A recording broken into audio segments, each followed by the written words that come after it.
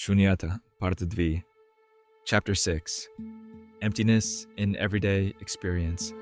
Nothing is as solid as it feels. One reason Sunyata feels abstract is because our everyday experience appears solid. We wake up and feel like the same person, with the same problems in the same life. But if we slow down, we notice something subtle and important. Your mood today is not your mood yesterday. Your thoughts right now are not the ones you had an hour ago. Your sense of self changes depending on context, people, stress, safety, and memory. Sunyata does not ask you to deny these experiences. It asks you to look closer at their nature. Take a simple example. Anger. Anger feels solid when it arises. It feels like, this is me right now. But where is anger exactly? Is it in the chest? In the thoughts? In the story you're telling yourself? In the body's tension? When you look closely, anger is not a single thing. It is a network of conditions. A trigger, an interpretation, bodily activation, learned patterns, past experiences. When those conditions shift, anger dissolves. This is Sunyata in action, not as philosophy, but as observation. Chapter 7, Attachment, Aversion, and the Middle Way. Buddhist psychology often describes suffering as arising from two movements. Attachment, aversion. Sunyata does not eliminate either. It loosens their grip. When we believe things are solid and permanent, we cling harder to relationships, to identities, to success, to being right. And we push harder against failure, rejection, uncertainty, emotional pain. But if everything is relational and impermanent, then clinging becomes less urgent. This doesn't mean you stop caring. It means you stop demanding that life stay fixed. A relationship becomes something to participate in, not something to possess. An emotion becomes something to experience, not something to define yourself by. This is sometimes called the middle way. Not withdrawal, not over-identification, but presence without grasping. Chapter 8, Śūnyatā and Modern Psychology, Where They Quietly Meet. What's fascinating is how closely Sunyata aligns with modern therapeutic insights, even when the language is different. 1. Cognitive behavioral therapy, CBT, teaches that thoughts are not facts. Sunyata teaches that thoughts have no inherent existence. Different language, same insight. Thoughts arise dependent on conditions and can be questioned. 2. Acceptance and commitment. Therapy ACT emphasizes diffusion from thoughts, self as context, values over rigid identity. Sunyata offers the philosophical ground beneath this. There is no fixed self to defend, only a process unfolding. 3. Mindfulness-based approaches, mindfulness trains, observation without identification.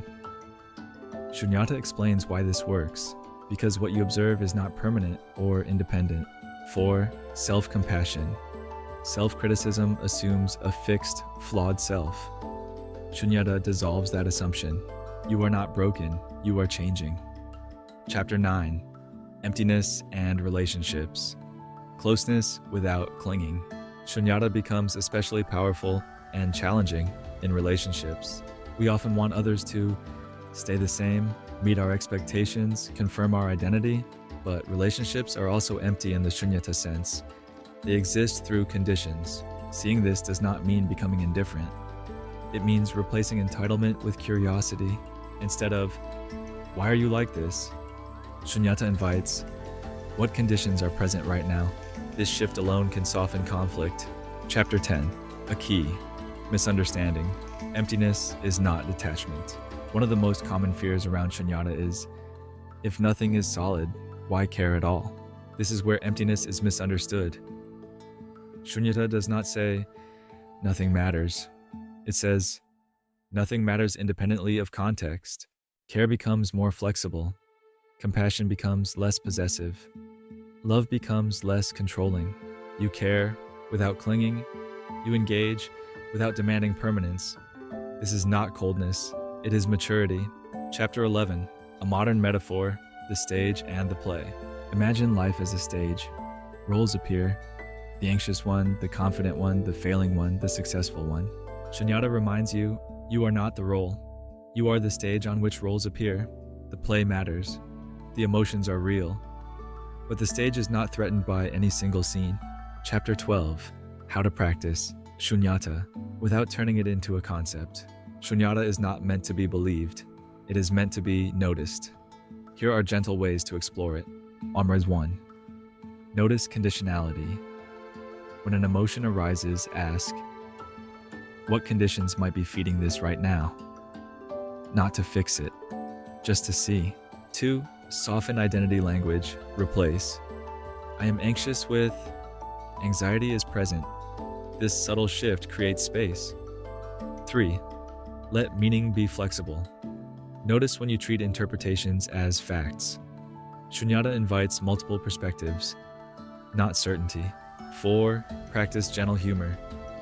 Seeing the emptiness of self allows lightness, not mockery, not denial, but humility. Chapter 13. Why Śūnyatā is especially relevant today. In a world that demands constant identity, personal branding, fixed opinions, permanent productivity, Śūnyatā offers relief. You are allowed to not know, change, contradict yourself, be unfinished. Emptiness is not absence, it is openness. Chapter 14. Closing reflection. Freedom without disappearing. Śūnyatā does not erase you. It frees you from being trapped inside a rigid version of yourself. You still feel, you still care, you still act, but with less fear that everything must stay the same, and with more trust that change does not mean loss, only movement. Śūnyatā is not something to master. It is something to return to, again and again, whenever life feels too solid, too heavy, too fixed.